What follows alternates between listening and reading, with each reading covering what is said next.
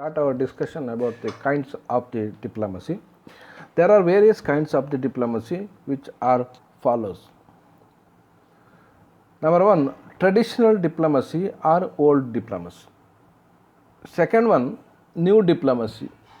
New diplomacy comes under democratic diplomacy, multilateral diplomacy, summit diplomacy, coalition diplomacy, commercial diplomacy, cultural diplomacy, and shopkeeper diplomacy or various diplomacy. ಈ ರಾಜತಾಂತ್ರದ ವೈವಿಧ್ಯವನ್ನು ವಿವರಿಸುವುದಾದರೆ ಅವು ಈ ಕೆಳಗಿನಂತಿದೆ. ರಾಜತಾಂತ್ರದ ವಿಧಗಳಲ್ಲಿ ಒಂದನೇದಾಗಿ ಸಾಂಪ್ರದಾಯಿಕ ಮತ್ತು ಹಳೆಯ ರಾಜತಂತ್ರ, ಇದು ಒಂದು ವಿಭಾಗವಾದರೆ, ಎರಡನೇ ವಿಭಾಗದಲ್ಲಿ ಹೊಸ ರಾಜತಂತ್ರದ ಬಗ್ಗೆ ನಾವು ವಿವರವಾಗಿ ನೋಡ್ಬೋದು. ಈ ಹೊಸ ರಾಜತಂತ್ರದಲ್ಲಿ ಮತ್ತೆ ಪುನಃ ಹಲವಾರು ರೀತಿಯಂತಹ ವಿಭಾಗಗಳನ್ನು ನಾವು ಕಾಣಲಿಕ್ಕೆ ಸಾಧ್ಯ ಆಗುತ್ತೆ. ಅದರಲ್ಲಿ ಒಂದನೇದು ಪ್ರಜಾಸತ್ತಾತ್ಮಕ ರಾಜತಂತ್ರ, ಎರಡನೇದು ಬಹುಪಕ್ಷೀಯ ರಾಜತಂತ್ರ, ಮೂರನೇದು ಶೃಂಗಸಭೆಯ ರಾಜತಂತ್ರ, ನಾಲ್ಕನೇದಾಗಿ ಮೈತ್ರಿಕೂಟದ ರಾಜತಂತ್ರ, ಐದನೇದಾಗಿ ವಾಣಿಜ್ಯಾತ್ಮಕ ರಾಜತಂತ್ರ, ಆರನೇದಾಗಿ ಸಾಂಸ್ಕೃತಿಕ ರಾಜತಂತ್ರ, ಅದೇ ರೀತಿ ನೆಕ್ಸ್ಟ್ ಅಂಗಡಿ ಮಾಲಕನ ಅಥವಾ ಸೈನಿಕನ ರಾಜತಂತ್ರ. ಇಷ್ಟು ವಿಧಗಳನ್ನು ನಾವು ಇಲ್ಲಿ ಕಾಣುತ್ತೇವೆ. For first time we are take up discussion about the first number one, traditional or old diplomacy. Traditional diplomatic practices were based on three methods: the Indian, French and German. It is French method of diplomacy which is regarded as the traditional method.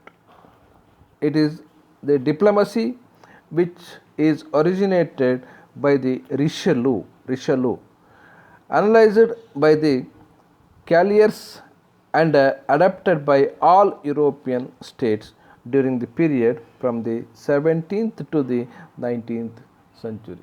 17th to the 19th century.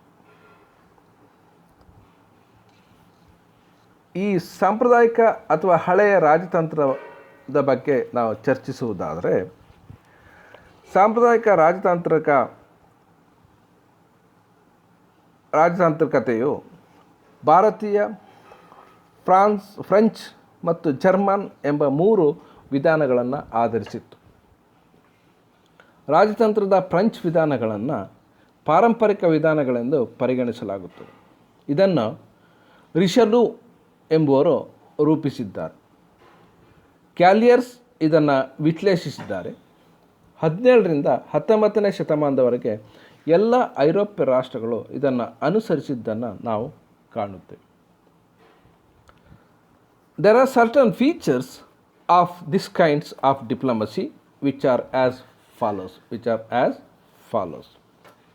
Number one, the secrecy. The traditional diplomacy was secret and conducted by the diplomats posted in other states who were regarded as the sole channel of the communication between the home country and the state to which they are accredited. They negotiated in the most secret manner. There are many moments of harshness, threats and counter threats, even at the cost of the other nations. ಈ ಬಗೆಯ ರಾಜತಂತ್ರವು ಹಲವಾರು ಗುಣಲಕ್ಷಣಗಳನ್ನು ಒಳಗೊಂಡಿದೆ. ಅದರಲ್ಲಿ ಒಂದನೇದಾಗಿ ರಹಸ್ಯಾತ್ಮಕತೆ, ಅಂದರೆ secrecy ಅನ್ನೋ ಅರ್ಥವನ್ನು ನಾವು ನೋಡ್ಬೋದು. ಸಾಂಪ್ರದಾಯಿಕ ರಾಜತಂತ್ರವು ರಹಸ್ಯಾತ್ಮಕವಾಗಿದ್ದು ಅನ್ಯ ರಾಷ್ಟ್ರಗಳಲ್ಲಿ ನೇಮಕಗೊಂಡ ರಾಜತಾಂತ್ರಿಕರು ಅದನ್ನು ನಿರ್ವಹಿಸುತ್ತಿದ್ದರು. ಈ ರಾಜತಾಂತ್ರಿಕರು ಸ್ವದೇಶ ಮತ್ತು ನೇಮಕಗೊಂಡ ರಾಷ್ಟ್ರದ ನಡುವೆ ಏಕೈಕ ಸಂಪರ್ಕ ಸೇತುವೆಯಾಗಿದ್ದರು. ಅತ್ಯಂತ ರಹಸ್ಯಾತ್ಮಕ ರೀತಿಯಲ್ಲಿ ಅವರು ಮಾತುಕತೆ ನಡೆಸುತ್ತಿದ್ದರು. ಕಾಠಿಣ್ಯ, ಬೆದರಿಕೆ, ಮರುಬೆದರಿಕೆಯಂತಹ ಹಲವಾರು ಸನ್ನಿವೇಶಗಳು ಅವರಿಗೆ ಎದುರಾಗುತ್ತಿದ್ದವು.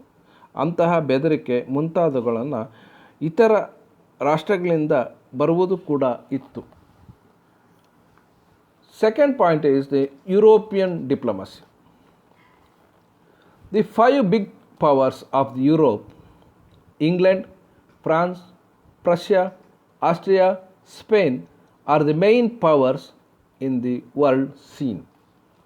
Asia, Africa, Latin America were regarded as the areas fit for the colonization. United States of America was also isolated up to the 1897. Since this diplomacy operated among the European powers, it was regarded as the European diplomacy. It was regarded as the European diplomacy. ಎರಡನೇದಾಗಿ ಇದನ್ನು ಐರೋಪ್ಯ ರಾಜತಂತ್ರ ಎಂದು ಕರೆಯುತ್ತೇವೆ, ಅಂದರೆ European diplomacy.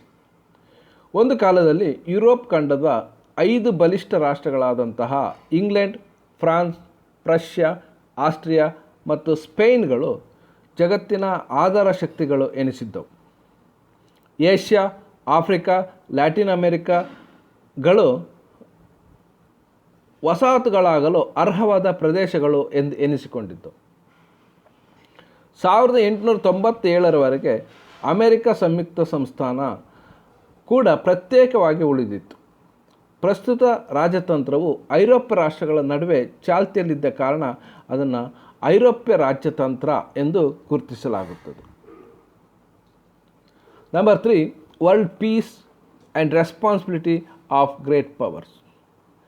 The traditional diplomacy operated on these assumptions that the responsibility for the maintenance of the world peace was the hands of the great powers.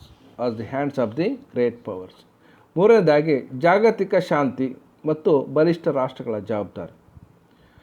ಜಾಗತಿಕ ಶಾಂತಿಯನ್ನು ಉಳಿಸಿಕೊಳ್ಳುವ ಹೊಣೆ ಬಲಿಷ್ಠ ರಾಷ್ಟ್ರಗಳದ್ದು ಎನ್ನುವ ನಂಬಿಕೆಯ ಮೇಲೆ ಪಾರಂಪರಿಕ ಅಥವಾ ಸಾಂಪ್ರದಾಯಿಕ ರಾಜತಂತ್ರವು ಕಾರ್ಯನಿರ್ವಹಿಸುತ್ತಿತ್ತು. Number 4, the small powers had the insignificant position. In traditional diplomacy, the small powers were insignificant as they did not play any significant role in the world politics. They acted like the satellites of the big powers. ಸಣ್ಣ ರಾಷ್ಟ್ರಗಳ ಸ್ಥಾನಮಾನಕ್ಕೆ ಹೆಚ್ಚಿನ ಮಹತ್ವ ಇಲ್ಲದ್ದನ್ನು ನಾವು ಕಾಣಬಹುದು. ಸಾಂಪ್ರದಾಯಿಕ ರಾಜತಂತ್ರದಲ್ಲಿ ಸಣ್ಣ ರಾಷ್ಟ್ರಗಳಿಗೆ ಮಹತ್ವ ಇರಲಿಲ್ಲ, ಏಕೆಂದರೆ ಅವು ಜಾಗತಿಕ ರಾಜಕೀಯದಲ್ಲಿ ಅವುಗಳು ಮಹತ್ವದ ಪಾತ್ರವನ್ನು ವಹಿಸುತ್ತಿರಲಿಲ್ಲ.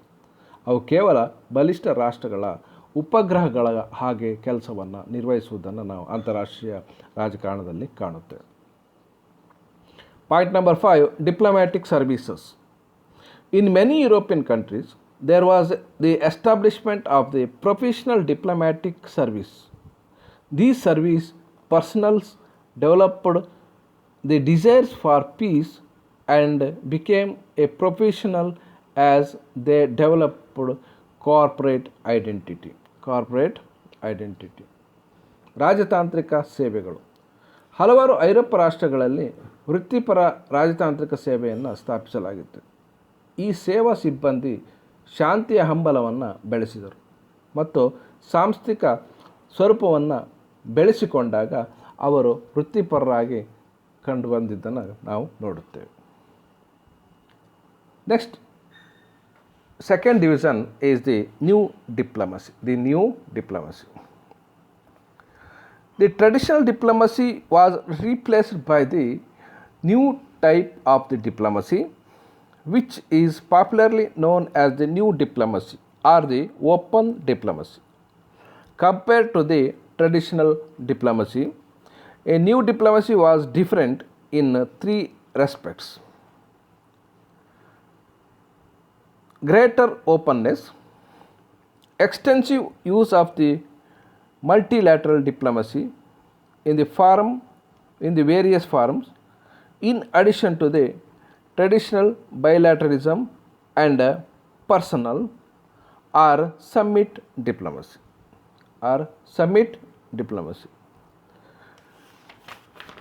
The traditional diplomacy prevailed during the period of autocracy, during the period of aristocracies and monarchy, when people had no role to play in the foreign affairs. Diplomatic negotiations used to be carried on by the sovereign or other diplomats in secrecy. However, by the end of the 19th century, the political system in most European countries underwent a drastic change. Underwent the drastic change.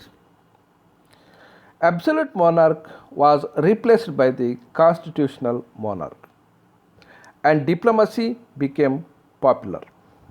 All these developments led to creation of the new diplomacy. ಎರಡನೇ ವಿಭಾಗವನ್ನು ನೋಡೋದಾದರೆ ಹೊಸ ರಾಜತಾಂತ್ರಿಕ ವ್ಯವಸ್ಥೆ. ಕ್ರಮೇಣ ಹೊಸ ಬಗೆಯ ಒಂದು ರಾಜತಂತ್ರವು ಸಾಂಪ್ರದಾಯಿಕ ರಾಜತಂತ್ರವನ್ನು ಬದಿಗೊತ್ತಿ ಮುಂದಕ್ಕೆ ಬಂದಿದ್ದನ್ನು ಕಾಣುತ್ತೇವೆ. ಇದನ್ನು ಎಲ್ಲೆಡೆ ಹೊಸ ರಾಜತಂತ್ರ ಅಥವಾ ಮುಕ್ತ ರಾಜತಂತ್ರ ಅಥವಾ ಓಪನ್ ಡಿಪ್ಲೊಮಸಿ ಎಂದು ಕರೆಯುತ್ತಾರೆ. ಸಾಂಪ್ರದಾಯಿಕ ರಾಜತಂತ್ರಕ್ಕೆ ಹೋಲಿಸಿದರೆ ಹೊಸ ರಾಜತಂತ್ರವು 3 ವಿಷಯಗಳಲ್ಲಿ ವಿಭಿನ್ನವೆನಿಸುತ್ತದೆ: ಹೆಚ್ಚಿನ ಮುಕ್ತತೆ, ಸಾಂಪ್ರದಾಯಿಕತೆ, ದ್ವಿಪಕ್ಷೀಯತೆಯೊಂದಿಗೆ ವಿವಿಧ ರೀತಿಗಳಲ್ಲಿ ಬಹುಪಕ್ಷೀಯ ರಾಜತಂತ್ರದ ವ್ಯಾಪಕ ಬಳಕೆ ಹಾಗೂ ವೈಯಕ್ತಿಕ ಹಾಗೂ ಶೃಂಗಸಭೆಯ ರಾಜತಂತ್ರ. ಶ್ರೀಮಂತ ಪ್ರಭುತ್ವ ಅಥವಾ ರಾಜಪ್ರಭುತ್ವಗಳ ಕಾಲದಲ್ಲಿ ಸಾಂಪ್ರದಾಯಿಕ ರಾಜತಂತ್ರವು ಅಸ್ತಿತ್ವದಲ್ಲಿತ್ತು. ಆಗ ವಿದೇಶಾಂಗ ವ್ಯವಹಾರಗಳಲ್ಲಿ ಜನರ ಪಾತ್ರ ಏನೂ ಇರಲಿಲ್ಲ. ಸಾರ್ವಭೌಮ ಅಥವಾ ರಾಜ ಅಥವಾ ಇತರ ರಾಜತಂತ್ರಜ್ಞರು ರಾಜತಾಂತ್ರಿಕ ಮಾತುಕತೆಗಳನ್ನು ರಹಸ್ಯವಾಗಿ ನಡೆಸುತ್ತಿದ್ದರು. ಆದರೆ 19ನೇ ಶತಮಾನದ ಕೊನೆಯ ವೇಳೆಗೆ ಹೆಚ್ಚಿನ ಐರೋಪ್ಯ ರಾಷ್ಟ್ರಗಳು ರಾಜಕೀಯ ವ್ಯವಸ್ಥೆಯಲ್ಲಿ ಭಾರಿ ಬದಲಾವಣೆಯನ್ನು ತಂದವು. ನಿರಂಕುಶ ರಾಜಪ್ರಭುತ್ವದ ಸ್ಥಾನದಲ್ಲಿ ಸಂವಿಧಾನಿಕ ರಾಜಪ್ರಭುತ್ವವು ಅಸ್ತಿತ್ವಕ್ಕೆ ಬಂತು ಮತ್ತು ಪ್ರಜಾಪ್ರಭುತ್ವವು ಜನಪ್ರಿಯವಾಯಿತು. ಈ ಎಲ್ಲ ಬೆಳವಣಿಗೆಗಳ ಫಲವಾಗಿ ಹೊಸ ರಾಜತಾಂತ್ರಿಕತೆ ಉಗಮಿಸಿದ್ದನ್ನು ನಾವು ನೋಡುತ್ತೇವೆ. Features of the new diplomacy or modern diplomacy. Number one of the important features of modern diplomacy relates to it being extremely complex due to the changes that have occurred in recent times in the international world. The emergence of the international organizations like UNO and complex international issues has created complex world which in turn has created a complex diplomacy.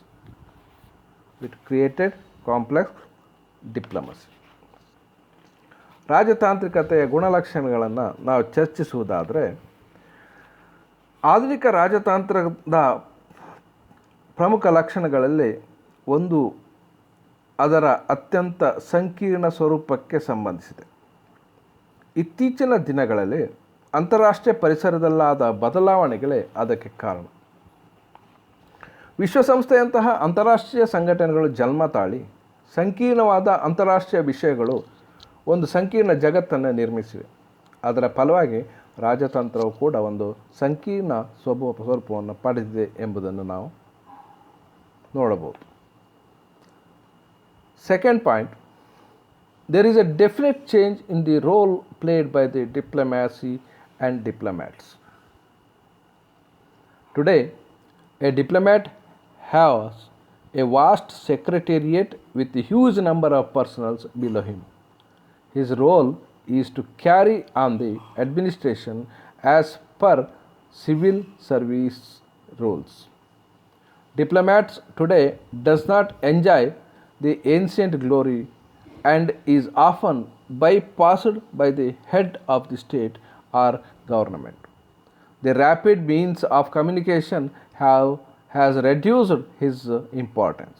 However, diplomacy is often required to settle disputes between the nations. ಎರಡನೇದಾಗಿ ರಾಜತಂತ್ರ ಮತ್ತು ರಾಜತಾಂತ್ರಿಕರು ವಹಿಸುವ ಪಾತ್ರದಲ್ಲೀಗ ಖಚಿತವಾದ ಬದಲಾವಣೆಗಳಾಗಿವೆ. ಈಗ ರಾಜತಾಂತ್ರಿಕರು ಒಂದು ವಿಶಾಲವಾದ ಸಚಿವಾಲಯವನ್ನೇ ಹೊಂದಿದ್ದು ಅದರ ಕೆಳಗೆ ಹಲವಾರು ಸಿಬ್ಬಂದಿಗಳ ಒಂದು ದೊಡ್ಡ ಸಮೂಹವೇ ಇರುತ್ತದೆ.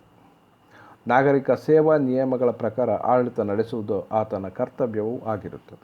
ಆದರೆ ಇವತ್ತಿನ ರಾಜತಾಂತ್ರಿಕನು ತನ್ನ ಪುರಾತನ ವೈಭವದಿಂದ ಸಂಪೂರ್ಣವಾಗಿ ವಂಚಿತನಾಗಿದ್ದಾನೆ. ಬಹಳಷ್ಟು ಸಲ ರಾಷ್ಟ್ರ ಮತ್ತು ಸರ್ಕಾರದ ಮುಖ್ಯಸ್ಥರು ಆತನ ಅಧಿಕಾರದಲ್ಲಿ ಹಸ್ತಕ್ಷೇಪವನ್ನು ಮಾಡುತ್ತಾರೆ. ಸಂಪರ್ಕ ಸಾಧನಗಳು ವೇಗವಾಗಿ ಬೆಳೆದ ಕಾರಣದಿಂದ ಕೂಡ ಆತನ ಮಹತ್ವ ಸಾಕಷ್ಟು ಕುಗ್ಗಿದೆ. ಬಹಳಷ್ಟು ಸಲ ರಾಷ್ಟ್ರಗಳ ನಡುವೆ ವಿವಾದಾತ್ಮಕ ಪರಿಹಾರಕ್ಕೆ ಮಾತ್ರ ರಾಜತಂತ್ರದ ಬಳಕೆ ಆಗಿರುವುದನ್ನು ನಾವು ಇತಿಹಾಸದಲ್ಲಿ ಕಾಣುತ್ತೇವೆ. Point number 3, the idea of national rights has been replaced by the idea of common international interest in the new diplomacy. ಹೊಸ ರಾಜತಂತ್ರದಲ್ಲಿ ರಾಷ್ಟ್ರೀಯ ಹಕ್ಕಿನ ಪರಿಕಲ್ಪನೆಗೆ ಬದಲಾಗಿ ಸಮಾನ ಅಂತಾರಾಷ್ಟ್ರೀಯ ಹಿತಾಸಕ್ತಿ ಎಂಬ ಪರಿಕಲ್ಪನೆ ಅಸ್ತಿತ್ವಕ್ಕೆ ಬಂದಿದ್ದನ್ನು ನಾವು ಕಾಣುತ್ತೇವೆ.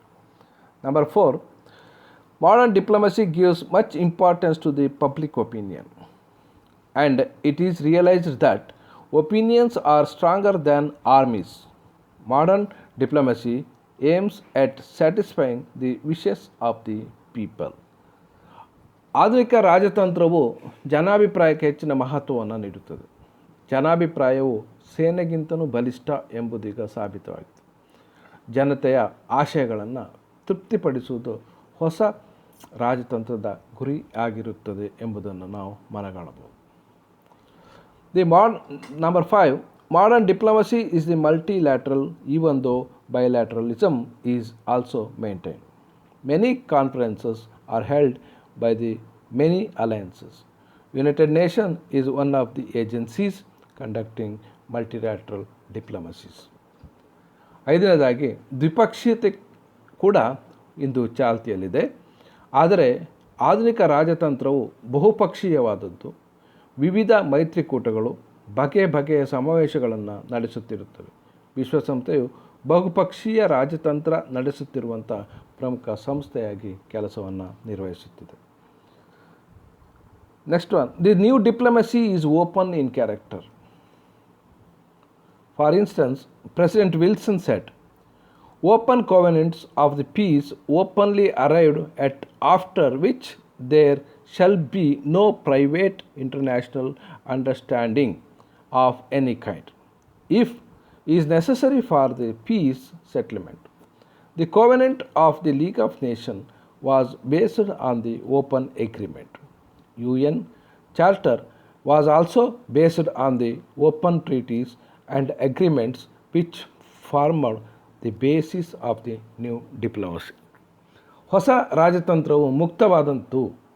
ಉದಾಹರಣೆಗೆ ಅಧ್ಯಕ್ಷ ವಿಲ್ಸನ್ ಹೀಗೆ ಹೇಳುತ್ತಾರೆ, ಮುಕ್ತವಾಗಿ ತೀರ್ಮಾನಕ್ಕೆ ಬಂದ ಶಾಂತಿಯು ಮುಕ್ತ ಒಪ್ಪಂದಗಳ ಬಳಿಕ ಯಾವುದೇ ರೀತಿಯ ಖಾಸಗಿ ಅಂತಾರಾಷ್ಟ್ರೀಯ ಹೊಂದಾಣಿಕೆಗೆ ಅವಕಾಶವಿರುವುದಿಲ್ಲ ಎನ್ನುವ ಭಾವನೆ ಶಾಂತಿ ಒಪ್ಪಂದಗಳಿಗೆ ಅಗತ್ಯ. ಸಂಯುಕ್ತ ರಾಷ್ಟ್ರ ಸಂಘ ಅಂದರೆ ಲೀಗ್ ಆಫ್ ನೇಷನ್ದ ಒಡಂಬಡಿಕೆಯು ಮುಕ್ತ ಒಪ್ಪಂದವನ್ನು ಆಧರಿಸಿತ್ತು. ವಿಶ್ವಸಂಸ್ಥೆಯ ಸನ್ನದು ಕೂಡ ಮುಕ್ತ ಒಪ್ಪಂದ ಮತ್ತು ಒಡಂಬಡಿಕೆಗಳನ್ನು ಆಧಾರವಾಗಿತ್ತು. ಅದು ಹೊಸ ರಾಜತಂತ್ರದ ತಳಹದಿ ಆಗಿದೆ ಎಂಬುದನ್ನು ನಾವು ಕಾಣಬಹುದು.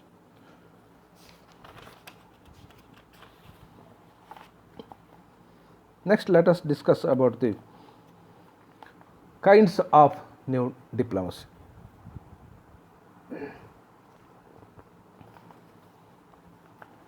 Kinds of new diplomacy.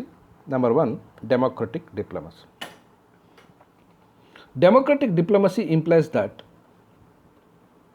the increasing participation of the people in the affairs of the government, which led to the decline of the conventional diplomacy in the late 18th century.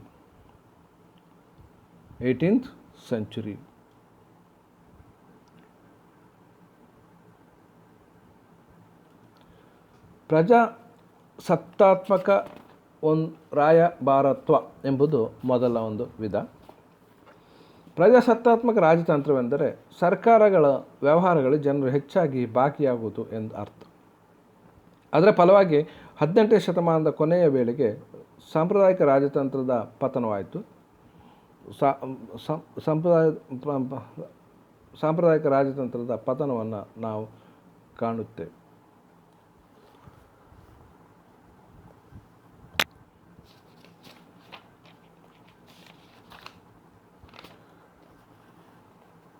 Next, there are certain defects in the democratic diplomacy which are as follows. Democratic diplomacy leads to the undue delay in reaching the decisions which is not conducive to the efficiency. ಈ ಪ್ರಜಾಸತ್ತಾತ್ಮಕ ವ್ಯವಸ್ಥೆಯಲ್ಲಿ ಇರ್ತಕ್ಕಂಥ ರಾಜತ್ವದಲ್ಲಿ ನಿರ್ಧಾರಗಳನ್ನು ಕೈಗೊಳ್ಳುವಲ್ಲಿ ಸಾಕಷ್ಟು ವಿಳಂಬವಾಗುತ್ತದೆ. ಆ ಮೂಲಕ ಅದು ದಕ್ಷತೆಗೆ ಪೂರಕ ಆಗಿರುವುದಿಲ್ಲ. Point number 2, democratic diplomacy leads ambiguity as there is a tendency to make vague and confusing statements since there is the absence of the definiteness in the mass decisions. ಜನಸಮುದಾಯದ ತೀರ್ಮಾನಗಳಲ್ಲಿ ಸಾಮಾನ್ಯವಾಗಿ ಖಚಿತತೆ ಇರುವುದಿಲ್ಲ. ಇದರ ಫಲವಾಗಿ ಅಸ್ಪಷ್ಟ ಮತ್ತು ಗೊಂದಲಕಾರಿ ಹೇಳಿಕೆಗಳು ಕೇಳಿಬರುತ್ತದೆ. ಆ ಮೂಲಕ ಪ್ರಜಾಸತ್ತಾತ್ಮಕ ರಾಜತಂತ್ರವು ಸಂದಿಗ್ಧವಾಗುವಂತಹ ಅಪಾಯ ಇದೆ ಎಂಬುದನ್ನು ನಾವು ಮನಗಾಣಬಹುದು. Sometimes the diplomats might suppress the facts of the problem, and emphasis is only on emotional and moral aspects of the issues in order to get approval of the vast masses of the people, which happens only the democratic diplomacy. ಕೆಲವೊಮ್ಮೆ ಜನ ಸಮುದಾಯದ ಅಂಗೀಕಾರವನ್ನು ಪಡೆಯುವುದಕ್ಕಾಗಿ ರಾಜತಾಂತ್ರಿಕರು ಸಮಸ್ಯೆಯ ನಿಜಾಂಶವನ್ನು ಮುಚ್ಚಿಟ್ಟು ವಿಷಯದ ಭಾವನಾತ್ಮಕ ಮತ್ತು ನೈತಿಕ ಅಂಶಗಳಿಗೆ ಹೆಚ್ಚಿನ ಪ್ರಚಾರವನ್ನು ನೀಡುತ್ತಾರೆ. ಇದು ಕೂಡ ಪ್ರಜಾಸತ್ತಾತ್ಮಕ ರಾಜತಂತ್ರದ ಒಂದು ಪ್ರಮುಖವಾದ ದೋಷ ಆಗಿದೆ ಎಂದು ಹೆಸರಿಸಬಹುದು. There is undue publicity is also dangerous in the negotiations. It may break down the name of the prestige of the nation and end up the war. ಅನಗತ್ಯವಾದ ಪ್ರಚಾರ ಕೂಡ ಅಪಾಯಕಾರಿ, ಏಕೆಂದರೆ ಒಂದು ರಾಷ್ಟ್ರದ ಪ್ರತಿಷ್ಠೆಯು ಹೆಸರಿನಲ್ಲಿ ಮಾತುಕತೆಗಳು ಮುರಿದು ಬಿದ್ದು ಯುದ್ಧದಲ್ಲಿ ಪರ್ಯಾವಸಾನಗೊಳ್ಳುವಂಥ ಸಾಧ್ಯತೆಯಾಗಿದೆ. ಇದಿಷ್ಟು ಡೆಮೊಕ್ರೆಟಿಕ್ ಡಿಪ್ಲೊಮಸಿಗೆ ಸಂಬಂಧಪಟ್ಟಂತಹ ವಿಷಯ. Next second point, multilateral diplomacy.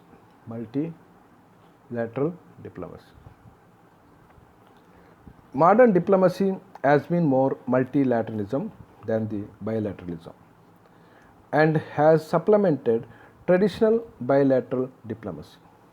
There are two varieties of the multilateral diplomacy. They are temporary international conferences, the creation of the permanent international organizations. After the World War I, diplomacy by conference has become popular, even though conferences were held in the earlier times. The first major conference in the modern times began with the Conference of the Westphalia in 1648. Other conferences of the 19th century were the Congress of Vienna in 1815, Congress of Berlin 1878, the Hague Conference 1899. Most of the Allied powers met frequently through the conferences. The Paris Peace Conference in 1871, Washington Naval Conference in 1921, Locarno Conference in 1925, and a number of disarmament conference in 1932 to the 1937 were held during the 20th century. These are all the multilateral diplomacy. The multilateral diplomacy also developed from the independent conferences to the creation of the permanent international organization. Many nations became the member of this organization. For instance, the international administrative unions to deal with the problem of international postal telegraphic communications, railway, freight, transportation, etc.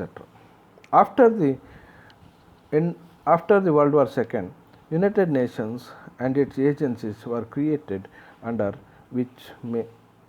which many conferences were held. Many conferences were held. ಬಹುಪಕ್ಷೀಯ ರಾಜತಾಂತ್ರಿಕತೆ. ಆಧುನಿಕ ರಾಜತಾಂತ್ರಿಕತೆಯು ದ್ವಿಪಕ್ಷೀಯಕ್ಕಿಂತ ಹೆಚ್ಚು ಬಹುಪಕ್ಷೀಯತೆಯನ್ನು ಒಳಗೊಂಡಿದೆ. ಸಾಂಪ್ರದಾಯಿಕ ದ್ವಿಪಕ್ಷೀಯ ರಾಜತಂತ್ರಕ್ಕೆ ಪೂರಕವಾಗಿ ಇದು ಅಸ್ತಿತ್ವಕ್ಕೆ ಬಂದಿದೆ. ಬಹುಪಕ್ಷೀಯ ರಾಜತಂತ್ರದಲ್ಲಿ ಎರಡು ವಿಧಗಳಿದೆ: ತಾತ್ಕಾಲಿಕ ಅಂತಾರಾಷ್ಟ್ರೀಯ ಸಮಾವೇಶಗಳು ಮತ್ತು ಕಾಯಂ ಅಂತಾರಾಷ್ಟ್ರೀಯ ಸಂಘಟನೆಗಳ ರಚನೆ. ಸಾಕಷ್ಟು ಹಿಂದಿನ ಕಾಲದಲ್ಲೇ ಸಮಾವೇಶಗಳು ಜರುಗಿದ್ದವಾದರೂ ಮೊದಲೇ ಮಹಾಯುದ್ಧದ ಬಳಿಕ ಸಮಾವೇಶದ ಮೂಲಕ ರಾಜತಂತ್ರವನ್ನು ನಡೆಸುವುದು ಜನಪ್ರಿಯವಾಯಿತು. ವೆಸ್ಟ್ಫಾಲಿಯಾ ಸಮಾವೇಶ 1648ರಲ್ಲಿ ನಡೆದಿದೆ. ಇದನ್ನು ಆಧುನಿಕ ಯುಗದ ಮೊದಲ ಪ್ರಮುಖ ಸಮಾವೇಶವೆಂದು ಪರಿಗಣಿಸಲಾಗುತ್ತದೆ. 19ನೇ ಶತಮಾನದ ಸಮಾವೇಶಗಳೆಂದರೆ 1815ರಲ್ಲಿ ನಡೆದಂಥ ವಿಯೆನ್ನಾ ಒಪ್ಪಂದ, 1878ರಲ್ಲಿ ನಡೆದ ಬರ್ಲಿನ್ ಕಾಂಗ್ರೆಸ್ ಹಾಗೂ 1899ರಲ್ಲಿ ನಡೆದಂಥ ಹೇಗ್ ಸಮಾವೇಶ. ಮೈತ್ರಿಕೂಟದ ರಾಷ್ಟ್ರಗಳ ಹೆಚ್ಚಿನ ಸಮಾವೇಶಗಳು ಆಗಾಗ ಭೇಟಿಯಾದವು. 1871ರಲ್ಲಿ ನಡೆದ ಪ್ಯಾರಿಸ್ ಶಾಂತಿ ಸಮಾವೇಶ, 1921ರಲ್ಲಿ ನಡೆದ ವಾಷಿಂಗ್ಟನ್ ನೌಕಾಯಾನ ಸಮಾವೇಶ, 1925ರಲ್ಲಿ ನಡೆದ ಲುಕಾರ್ನೋ ಸಮಾವೇಶಗಳ ಬಳಿಕ 20ನೇ ಶತಮಾನದಲ್ಲಿ 1932ರಿಂದ 37ರ ಅವಧಿಯಲ್ಲಿ ಹಲವಾರು ನಿಶಸ್ತ್ರೀಕರಣ ಸಮಾವೇಶಗಳು ಜರುಗಿದ್ದನ್ನು ಕಾಣುತ್ತೇವೆ. ಅದೇ ರೀತಿ ಕಾಯಂ ಅಂತಾರಾಷ್ಟ್ರೀಯ ಸಂಘಟನೆಗಳ ಸ್ಥಾಪನೆಗಾಗಿ ನಡೆಸಿದ ಸ್ವತಂತ್ರ ಸಮಾವೇಶಗಳ ಮೂಲಕ ಕೂಡ ಬಹುಪಕ್ಷೀಯ ರಾಜತಂತ್ರವು ರೂಪುಗೊಂಡಿತು. ಹಲವು ರಾಷ್ಟ್ರಗಳು ಈ ಸಂಘಟನೆಗಳ ಸದಸ್ಯರಾದರೆ, ಉದಾಹರಣೆಗೆ ಅಂತಾರಾಷ್ಟ್ರೀಯ ಅಂಚೆ ತಂತಿ ಸಂಪರ್ಕಕ್ಕೆ ಸಂಬಂಧಿಸಿದ ಸಮಸ್ಯೆಗಳ ಪರಿಹಾರಕ್ಕಾಗಿ ಅಂತಾರಾಷ್ಟ್ರೀಯ ಆಡಳಿತ ಯೂನಿಯನ್ಗಳು ರಚಿಸಲಾಯಿತು. ಎರಡನೇ ಮಹಾಯುದ್ಧದ ಬಳಿಕ ವಿಶ್ವಸಂಸ್ಥೆ ಮತ್ತು ಅದರ ಅಂಗಸಂಸ್ಥೆಗಳನ್ನು ಏರ್ಪಡಿಸಲಾಯಿತು. ಈ ರೀತಿಯಾಗಿ ಶಾಂತಿ ಮತ್ತು ಭದ್ರತೆ ಹಲವಾರು ಕ್ಷೇತ್ರಗಳ ಸಹಕಾರಕ್ಕಾಗಿ ಕಾಯಂ ಅಂತಾರಾಷ್ಟ್ರೀಯ ಸಂಘಟನೆಗಳು ಬಹುಪಕ್ಷೀಯ ರಾಜತಂತ್ರಕ್ಕೆ ಅವಕಾಶವನ್ನು ಕಲ್ಪಿಸಿದವು. ಈ ರೀತಿ ನಾವು ಇದನ್ನು ಮಲ್ಟಿಲ್ಯಾಟ್ರಲ್ ಡಿಪ್ಲೊಮಸಿ ಅಥವಾ ಬಹುಪಕ್ಷೀಯ ರಾಜತಾಂತ್ರಿಕತೆ ಎಂದು ಕರೆಯಬಹುದು. The third one is summit diplomacy. Diplomacy at the highest level is known as the summit diplomacy. Sir Winston Churchill coined the phrase in 1953 when he proposed a conference between Western and Soviet heads of the government. Later on, it became a common term in the international relations. Summit diplomacy was frequent during the World War II and also by the end of the World War I. For instance, Yalta Conference of 1945 was attended by the American President, British Prime Minister and Soviet heads of the state.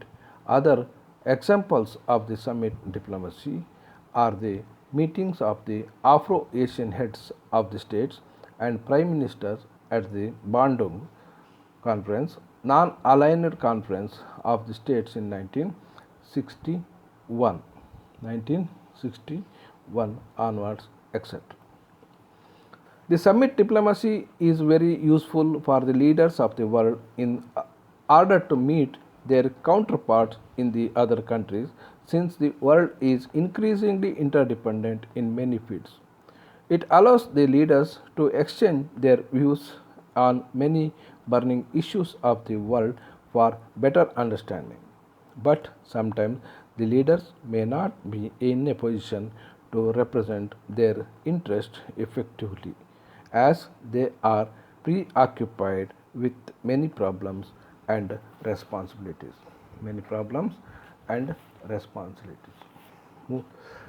ಮೂರನೆಯ ವಿಧದಲ್ಲಿ ಮಾತನಾಡೋದಾದ್ರೆ ನಾನು summit diplomacy ಅಂದರೆ ಇದನ್ನು ಶೃಂಗಸಭೆಯ ರಾಜತಾಂತ್ರಿಕತೆ ಎಂದು ಕರೆಯುತ್ತೇವೆ. ಅತ್ಯುನ್ನತ ಮಟ್ಟದಲ್ಲಿ ನಡೆಯುವ ರಾಜತಂತ್ರ ಸಭೆಯನ್ನು ರಾಜತಂತ್ರ ಎನ್ನುತ್ತಾರೆ. 1953ರಲ್ಲಿ ಪಾಶ್ಚಾತ್ಯ ರಾಷ್ಟ್ರಗಳು ಮತ್ತು ಸೋವಿಯತ್ ರಷ್ಯಾದ ನಡುವೆ ಈ ಸಮಾವೇಶವನ್ನು ನಡೆಸುವ ಪ್ರಸ್ತಾಪವನ್ನು ಮುಂದಿಟ್ಟಾಗ ಸರ್ ವಿನ್ಸೆಂಟ್ ಚರ್ಚಿಲ್ರವರು ಈ ಪದವನ್ನು ಸೃಷ್ಟಿಸಿದರು. ಮುಂದೆ ಈ ಪದ ಅಂತಾರಾಷ್ಟ್ರೀಯ ಸಂಬಂಧಗಳಲ್ಲಿ ಮಾಮೂಲಾಗಿ ಬಳಕೆಯಾಗಿದ್ದನ್ನು ಕಾಣುತ್ತೆ. ಎರಡನೇ ಮಹಾಯುದ್ಧದ ವೇಳೆಗೆ ಮತ್ತು ಮೊದಲನೇ ಮಹಾಯುದ್ಧದ ಕೊನೆಯ ವೇಳೆಗೆ ಶೃಂಗಸಭೆಯ ರಾಜತಂತ್ರವು ಬಹಳಷ್ಟು ನಡೆಯಿತು. ಉದಾಹರಣೆಗೆ 1945 ನಡೆದಂಥ ಯಾಲ್ಟಾ ಸಮಾವೇಶ. ಇದರಲ್ಲಿ ಅಮೆರಿಕ ಅಧ್ಯಕ್ಷ, ಬ್ರಿಟನ್ ಪ್ರಧಾನಿ, ಸೋವಿಯತ್ ರಷ್ಯಾದ ಮುಖ್ಯಸ್ಥರು ಭಾಗವಹಿಸಿದ್ದರು.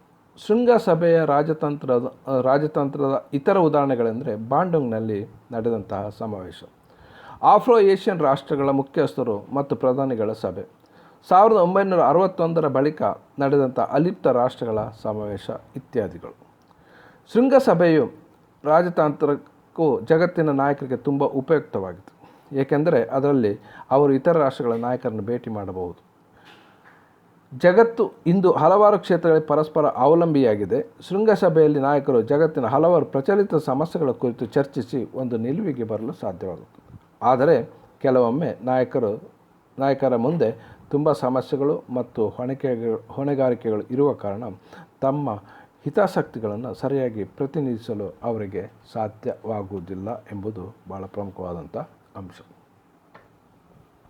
Next, number 4 is coalition diplomacy. This diplomacy is a conduct of the foreign affairs with colleagues in an alliances.